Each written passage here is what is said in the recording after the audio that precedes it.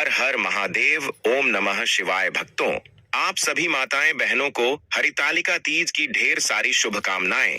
इस बार 26 अगस्त 2025 को हरतालिका तीज है। माताएं बहनों, अभी तक आप लोगों ने परंपरागत या इधर उधर से सुनकर या फिर अपने रिश्तेदारों से सलाह लेकर यह व्रत किया होगा, या आपको माता ने, दादी ने, सास ने बताया होगा कि हरितालिका व्रत को कैसे रखना है, इसके नियम क्या है। जैसे जैसे नियम आपके बड़े बुजुर्ग रिश्तेदारों ने बताए हैं, आप उन्हीं नियमों से हरतालिका तीज का व्रत रखते आ रहे हैं। पर जो महिलाएं पहली बार तीज का व्रत उठा रही हैं, तो कैसे उठाना है, क्या नियम है, क्या विधि है, इसके बारे में आप अपनी माताएं बहनों, दादी, रिश्तेदारों से सुनते आ रहे हैं। लेकिन आज हम इस वीडियो के माध्यम से शास्त्रों की नई नई बातें भी बताएंगे, जिससे आपको सब कुछ स्पष्ट हो जाएगा। और जो पहली बार हरतालिका तीज का व्रत करना चाहती है, वह माताएं बहनें, उनको यह वीडियो बड़े ही सहायक सिद्ध होगी। इसलिए सभी माताएं बहनों से हम यही कहना चाहेंगे कि अपने सभी कामों को एक तरफ रखकर इस वीडियो को पूरा देख लेना। अगर आपने इस जानकारी को समझ लिया तो आपकी पूजा संपूर्ण मानी जाएगी। क्योंकि आज हम आपको इस वीडियो में, हरितालिका तीज की वीडियो में, संपूर्ण पूजा विधि से लेकर व्रत नियम, पारण नियम, खाने का मतलब है कि व्रत के शुरू से लेकर व्रत के आखिरी तक के संपूर्ण नियम आपको इस छोटी सी वीडियो के माध्यम से बताने जा रहे हैं। इसलिए वीडियो को पूरा ही देखना, काट काट कर आपको वीडियो नहीं देखना है, अन्यथा आपसे इतनी महत्वपूर्ण जानकारी छूट जाएगी। इसलिए वीडियो को पूरा ही देखना होगा, तभी आपको सही सेटिंग जानकारी प्राप्त होगी। भक्तों, यह व्रत सुहागिन महिलाओं के लिए सौभाग्य, अखंड पति सुख और वैवाहिक जीवन की मधुरता का वरदान है। महिलाएं इसे अच्छे और मनचाहे वर के लिए करती हैं।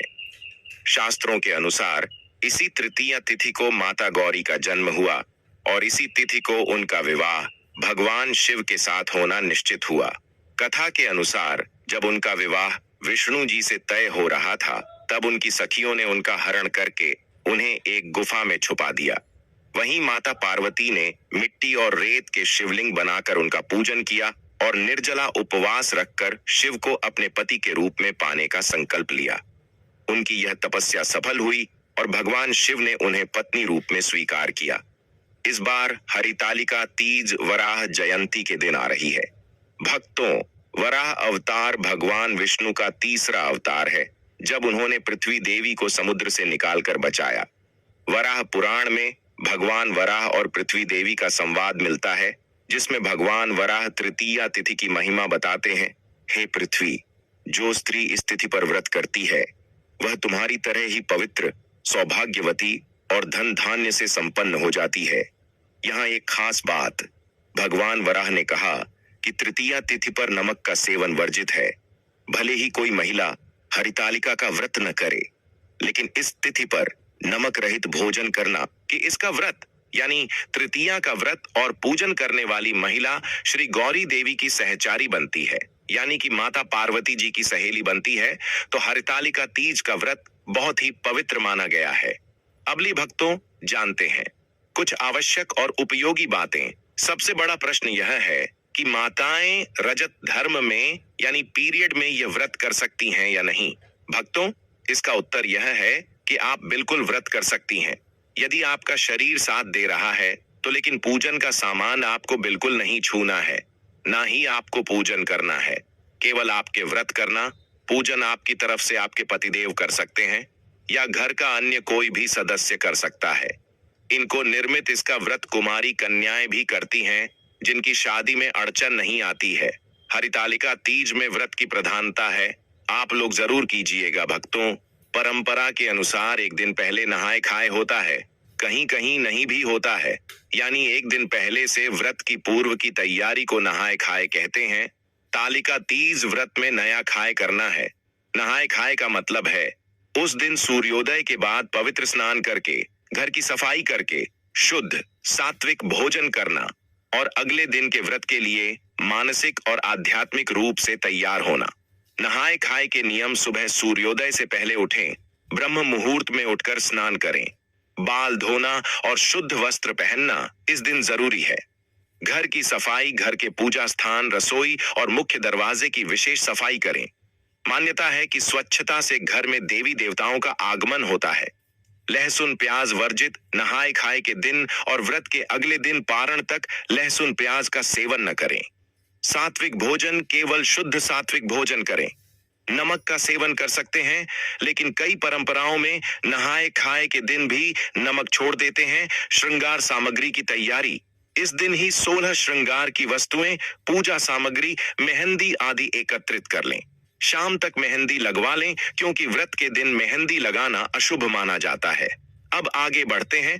कई जगह पर परंपरा है कि व्रत वाले दिन यानी 26 तारीख की सुबह सूर्योदय से पूर्व कुछ खा लिया जाता है, उसको सरगी ही कहते हैं। तो देखिए माताएं बहनें, यदि आप रात को यानी सूर्योदय से पूर्व भोजन करेंगे तो कुछ और अली मत खाना, नहीं तो आपको भूख प्यास दिन भर ज्यादा लगेगा।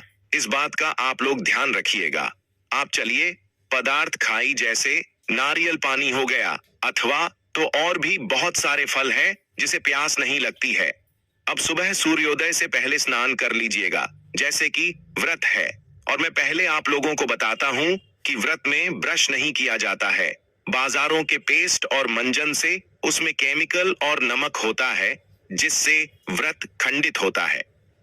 कुछ महिलाएं जाने अनजाने में, उनका यह जानकारी मालूम नहीं होती है कि बाजार में जो पेस्ट आता है उसमें नमक होता है, और सुबह मंजन कर लेती हैं, तो उससे उनका व्रत रखने से पहले ही टूट जाता है। देखिए, एकादशी के व्रत में तो दातुन भी बना है, लेकिन इस व्रत में आप दातुन कर सकते हैं। दातुन नहीं हो तो कोहरा ब्रश ले लीजिएगा, बिना पेस्ट और मंजन के। यह ब्रश कर सकते, क्योंकि यह व्रत निर्जला रखा जाता है, जिसमें पानी तक नहीं पिया जाता। तो हर चीज का आप लोगों को विशेष ध्यान रखना है। इस दिन व्रत के दौरान हमें कौन से रंग के कपड़े पहनना चाहिए?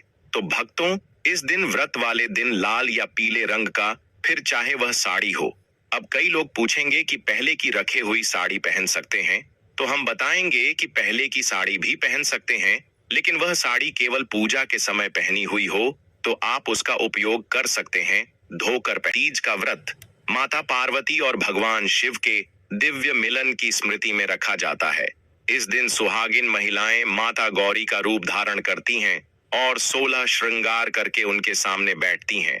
शास्त्रों में कहा गया है, श्रृंगारिण्यः सौभाग्यवत्यः भवति, अर्थात जो स्त्री व्रत के दिन श्रृंगार करती है उसका सौभाग्य अक्षुण्ण रहता है और पति का जीवन दीर्घायु होता है।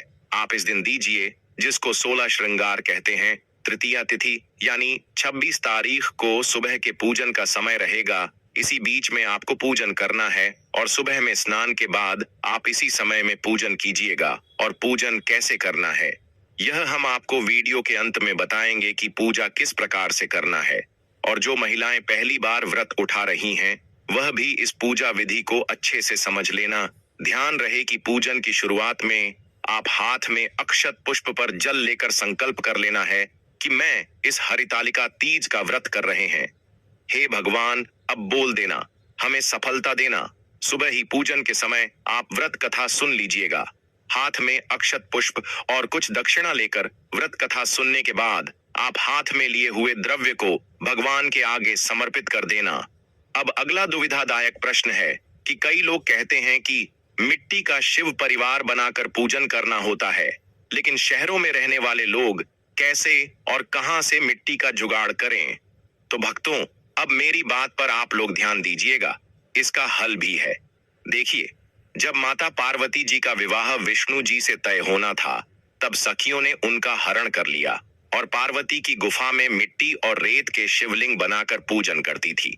यह परंपरा तभी से चली आ रही है, लेकिन आज के युग में हमारे पास फोटो की सुविधा है। जो लोग मिट्टी का पार्थिव शिव परिवार बना सकते हैं, वे लोग तो बनाएं, बहुत उत्तम है। लेकिन जिनके पास सुविधा नहीं है, वे लोग केवल शिव परिवार का एक फोटो ले लेना और इस पर पूजन कर लेना। या किसी के पास धातु की मूर्ति हो, मेटल की मूर्ति हो, तो उसी पर भी आप लोग पूजन कर सकते हैं। मिट्टी का शिव परिवार पूजन कंप्लीट होने के बाद नदी या तालाब में विसर्जन किया जाता है। लेकिन जो लोग फोटो उसे कर रहे हैं, पूजा के लिए लास्ट में जब विसर्जन किया जाता है, उसे समय केवल फोटो को आप अपने स्थान से किसका देना, तो भी भगवान का विसर्जन माना जाएगा। या तो किसी ने कोई मेटल की मूर्ति रखी हुई है, उसे पर पूजन किया, तो वह भी ऐसे ही पूजन करके मूर्ति को अपने स्थान से किसका देना। तो इससे विसर्जन मान्य हो जाता है। भक्तों, फोटो को या मेटल की मूर्ति को ले जाकर पानी में डालकर आना। विसर्जन केवल मिट्टी की मूर्ति का होगा। भक्तों, आपका अगला प्रश्न आता है कि एक बार व्रत उठा लिया तो क्या हर बार करना चाहिए? देखिए, यह सब सुनकर कई बहाने तो व्रत करते भी नहीं। हम कहेंगे कि यदि आप हर बार कर सकती हैं तो व्रत आप अवश्य कीजिए। जब तक आपसे संभव हो तब तक आप यह व्रत कीजिए। अब कई लोग हैं ना, आपको डरते हुए मिलेंगे। एक बार व्रत कथा उठा लिया तो जीवन भर करना पड़ेगा, नहीं तो आपका ये हो जाएगा, वह हो जाएगा जैसे बोलते हैं। तो भक्तों, उनसे पूछना कि कौन से शास्त्र में लिखा है और मुझे भी भेज देना। शिव जी और माता गौरा हमारी माँ है। शिव जी पिता भी लोग बुरा चाहकर भी नहीं कर सकते हैं, और वह बुरा क्यों चाहेंगे? भक्तों, इस व्रत के कुछ जरूरी नियम होते हैं जिनके तहत कुछ खास सामग्री का होना जरूरी होता है। इनके बिना पूजा अधूरी रह जाती है। क्या है वह सामग्री, लिए जानते हैं। पूजन स्थल की सजावट के लिए साफ आसन, लाल या पीले कपड़े का। चौकी, भगवान शिव पार्वती स्थापना हेतु लाल पीला कपड़ा। चौकी ढकने के लिए केले के पत्ते या आम के पत्ते। सजावट के लिए फूल माला, गेंदे, गुलाब या अन्य। तोरण, आम के पत्तों का या कृत्रिम मूर्ति, प्रतिमा, चित्र सामग्री।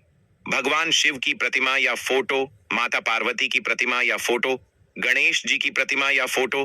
मिट्टी या पीतल का शिवलिंग, कलश, तांबे या मिट्टी का। पूजन सामग्री मुख्य जल, गंगा जल हो तो श्रेष्ठ। कच्चा दूध, दही, घी, शहद, चीनी, मिश्री, बेलपत्र, धतूरा, फल, आंकड़े के फूल, गन्ना। संभव हो तो चावल, अक्षत, साफ और बिना टूटा। रोली, कुमकुम, हल्दी पाउडर, हल्दी की गांठ, पान के पत्ते, सुपारी, लौंग, इलायची, कपूर, मौली, कलावा, दूर्वा। गणेश जी के लिए अगरबत्ती, घी का दीपक और बत्तियां, चंदन पाउडर या लेप। भोग और प्रसाद सामग्री, गेहूं का आटा, शुद्ध घी, गुड़ या चीनी। पंचामृत के लिए सामग्री दूध, दही, घी, शहद, मिश्री, मौसमी फल, केला, सेब, अनार, नारियल आदि सूखे मेवे, काजू, बादाम, किशमिश, मखाना आदि। नारियल फूल वाला और बिना फूल वाला दोनों लड्डू या घर का बना मीठा प्रसाद। तुलसी पत्ता। गणेश जी और विष्णु पूजन में व्रत कथा व अन्य सामग्री। हरितालिका तीज व्रत कथा की पुस्तक या प्रिंट। घड़ी, घंटा, शंख, आसन। व्रती के बैठने हेतु एक साफ थाली और लोटा जल के साथ अर्पण करने के लिए। छोटी डलिया, टोकरी, पूजा का कपड़ा ढकने हेतु। साफ चुनरी या कपड़ा, पारण के दिन की सामग्री। फलाहार सामग्री, फल, सूखे मेवे, दूध, मीठा, घर का बना या खरीदा तुलसी पत्ता, स्वच्छ जल। पारण के लिए जितना संभव हो पीतल, तांबे या मिट्टी के बर्तन का प्रयोग करें। सामग्री की पवित्रता बनाए रखें। पूजा में टूटा, गंदा या बासी कुछ न चढ़ाए। अगर किसी वस्तु का मिलना मुश्किल हो तो मन से भक्ति और श्रद्धा से उसका विकल्प अर्पित कर सकते हैं। चलिए माताएं, बहनों, आप जान लेते हैं कि आपके घर पर ही हरतालिका तीज की पूजा कैसे करना है और किन नियमों का विशेष रूप से ध्यान रखना है। कुछ महिलाएं अब ऐसी भी होगी जो कि गांव से हमारी वीडियो देख रही हैं, जो ज्यादा पढ़ी लिखी ना हो, तो हम उनके लिए भी इस वीडियो में बिल्कुल साधारण तरीके से पूजा विधि बताने जा रहे हैं, जो कि उन्हें अच्छे से समझ में आ जाएगी। इसके लिए आपको वीडियो को लाइक करते हुए चैनल को सब्सक्राइब जरूर कर लेना है, ताकि आगे भी इसी प्रकार की और जानकारी आपको प्राप्त होती रहे। तो चलिए पूजा विधि आरंभ करते हैं। यह व्रत माता पार्वती और भगवान शिव के मिलन की स्मृति में किया जाता है। इसे सुहागिन महिलाएं अपने पति की लंबी उम्र और वैवाहिक सुख के लिए करती हैं। कुंवारी कन्याएं अच्छे पति की प्राप्ति के लिए भी रख सकती हैं। व्रत से एक दिन पहले द्वितीया तिथि सात्विक भोजन करें। प्याज, लहसुन, मांस, मदिरा आदि से परहेज। व्रत का संकल्प मन में लें। कल मैं हरितालिका तीज का व्रत करूंगी, माता पार्वती की पूजा करूंगी। पूजा के लिए सामान तैयार कर लें। पूजा सामग्री मूर्ति, चित्र, माता पार्वती और भगवान शिव का। मिट्टी की प्रतिमा भी बना सकती है। मिट्टी या पीली मिट्टी का चबूतरा, पाट, पीला, लाल कपड़ा, फूल, गेंदे, गुलाब आदि। बेलपत्र, धतूरा, अक्षत, चावल, रोली, हल्दी, पंचामृत, दूध, दही, घी, शहद, गंगा जल, कलश और नारियल दिया, अगरबत्ती, मौली, कलावा, मौसमी फल, पान, सुपारी, मिठाई, साड़ी, चूड़ी, सिंदूर, श्रृंगार का सामान, एक नई चुनरी, माता के लिए कुशा यदि उपलब्ध हो, मिट्टी या पीतल का शिवलिंग अगर संभव हो। व्रत के दिन तृतीया तिथि सुबह स्नान करें, साफ साड़ी पहने, सिर ढकें। बिना अनाज के केवल फल जल या निर्जल रहकर व्रत शुरू करें। पहली बार करने वाली चाहे तो फलाहार कर सकती है। घर के पूजा स्थान को साफ करके माता पार्वती शिव जी का स्थान सजाएं। पीले लाल कपड़े पर मूर्ति चित्र रखें। चबूतरे पर कलश स्थापित करें। कलश में जल भरें। विधि सरल क्रम दीपक जलाएं। एयूएम दीप ज्योतिषे नमः कहते हुए भगवान गणेश का पूजन करें। किसी भी शुभ कार्य की शुरुआत में माता पार्वती और भगवान शिव का आह्वान करें। एयूएम नमः शिवाय और एयूएम पार्वत्यै नमः मंत्र जपें। मूर्ति को स्नान कराएं। पहले गंगा जल, फिर पंचामृत, फिर स्वच्छ जल। कपड़े से साफ करें और नए वस्त्र पहनाएं। चुनरी चढ़ाएं। सिंदूर, बिंदी, हार, फूल आदि से श्रृंगार करें। बेलपत्र, फूल, फल, धतूरा, अक्षत, रोली, हल्दी अर्पित करें। माता को 16 श्रृंगार का सामान चढ़ाएं। अगर पूरा न हो तो जो उपलब्ध हो। भोग में फल, मिठाई और पान सुपारी रखें। व्रत कथा सुने या पढ़ें। हरितालिका तीज की कथा अवश्य सुने। अगर पढ़ नहीं सकती तो किसी से सुने। आरती करें। पहले शिव जी की, फिर माता पार्वती की। प्रणाम करके अपनी मनोकामना बोले। रात का नियम, रात में जागरण करें। भजन कीर्तन गाएं। शिव पार्वती की महिमा सुने। अगर स्वास्थ्य ठीक न हो तो पूजा स्थल के पास बैठकर मंत्र जपते हुए विश्राम कर सकती हैं। व्रत खोलना। अगले दिन चतुर्थी, सुबह स्नान करें, पूजा करें, चंद्रमा को अर्घ्य दें। अगर रात को न दिया हो, ब्राह्मण या सुहागिन महिला को फल वस्त्र दान करें। उसके बाद व्रत खोलकर भोजन करें। व्रत के आसान नियम सिर्फ साफ और सादी भाषा बोलें। झूठ, अपशब्द न बोलें। व्रत के दिन क्रोध न करें। किसी को दुख न दें। पति भविष्य के पति के कल्याण के लिए मन में शुभ भाव रखें। मांस, मदिरा, प्याज, लहसुन का सेवन न करें। पहली बार व्रत करने वाली अगर निर्जल न रह सके तो फलाहार कर सकती है, पर अनाज न लें। इस प्रकार से आपको संपूर्ण पूजा विधि कर लेनी है। उम्मीद करते हैं कि आपको पूजा विधि अच्छे से समझ में आ गई होगी। तो चलिए अब हम आपको यह भी बता देते हैं कि व्रत किस दिन रखा जाएगा, पूजा का शुभ मुहूर्त क्या है और किस दिन व्रत का पारण किया जाए। सभी डेट टाइम हम आपको बता देते हैं। हरतालिका तीज 2025 का व्रत 26 अगस्त मंगलवार को रखा जाएगा। यह भाद्रपद मास की शुक्ल पक्ष की तृतीया तिथि पर पड़ रहा है। तृतीया तिथि 25 अगस्त दोपहर 12:34 बजे से शुरू होकर 26 अगस्त दोपहर 1:55 बजे तक चलती है। चूंकि व्रत सूर्योदय 26 अगस्त से माना जाता है, इसलिए यही दिन व्रत रखा जाएगा। पूजा का शुभ मुहूर्त सुबह का मुहूर्त 26 अगस्त को सुबह 5:56 बजे से 8:31 बजे तक। इस दौरान पूजा विधि विधिवत की जा सकती है। कालावधि लगभग 2 घंटे 35 मिनट। व्रत पारण, व्रत खोलने का समय, व्रत खुलने, पारण का समय 27 अगस्त को सूर्योदय के बाद निर्धारित किया गया है। नायक आया, शिव पार्वती दर्शन, व्रत की समाप्ति और पारण। तारीख, भले ही आपने नायक आया शब्द से विशेष विदाई या समापन की तरफ इशारा किया हो, इसका आराध्य रूप से संबंध पारायण करने से ही होता है। इसलिए 27 अगस्त सुबह पारण के साथ यह चरण पूरा माना जाता है। बहुत समय पहले हिमवान नाम के राजा की एक सुंदर और पवित्र कन्या थी, पार्वती। बाल्यकाल से ही माता पार्वती का मन भगवान शिव में ही लगा था। उनकी एक ही इच्छा थी, मैं उसी पुरुष से विवाह करूंगी जो तपस्वी, त्यागी और त्रिलोकीनाथ शिव हैं। लेकिन एक दिन राजा हिमवान ने अपनी बेटी के विवाह के लिए भगवान विष्णु का प्रस्ताव स्वीकार कर लिया। राजा को यह नहीं पता था कि पार्वती पहले ही मन शिव को पति के रूप में चुन चुकी है। यह सुनकर पार्वती का हृदय व्यथित हो उठा। वह अपनी सखी के साथ घने वन में चली गईं और वहीं कठोर तपस्या कि उन्होंने कई दिनों तक निर्जल उपवास रखा, केवल शिव नाम का जप किया और मिट्टी की शिव पार्वती प्रतिमा बनाकर उनकी पूजा की। तृतीया तिथि का दिन आया। पार्वती ने उस दिन भी निर्जल रहकर शिव की आराधना की। उनकी भक्ति और तपस्या से प्रसन्न होकर भगवान शिव स्वयं उनके सामने प्रकट हुए। उन्होंने कहा, देवी, तुम्हारी यह अटल श्रद्धा और कठिन व्रत ने मुझे बाध्य कर दिया है कि मैं तुम्हें अपने वामांग पत्नी के रूप में स्वीकार करूं। इसके बाद भगवान शिव और माता पार्वती का विवाह हुआ और यह व्रत हरितालिका तीज के नाम से प्रसिद्ध हुआ। इस व्रत के फल सुहागिन महिलाओं के लिए पति की लंबी उम्र, स्वास्थ्य और सुख की प्राप्ति होती है। वैवाहिक जीवन में प्रेम और स्थिरता बनी रहती है। कुंवारी कन्याओं के लिए योग्य, धर्मपरायण और आदर्श पति का आशीर्वाद मिलता है। संतान सुख की इच्छा रखने वालों के लिए संतान प्राप्ति का योग बनता है। सभी के लिए मन की शुद्धि, संकटों का नाश और जीवन में स्थिर सुख समृद्धि। यह कथा हमें सिखाती है कि सच्ची श्रद्धा और अटूट विश्वास से असंभव भी संभव हो जाता है।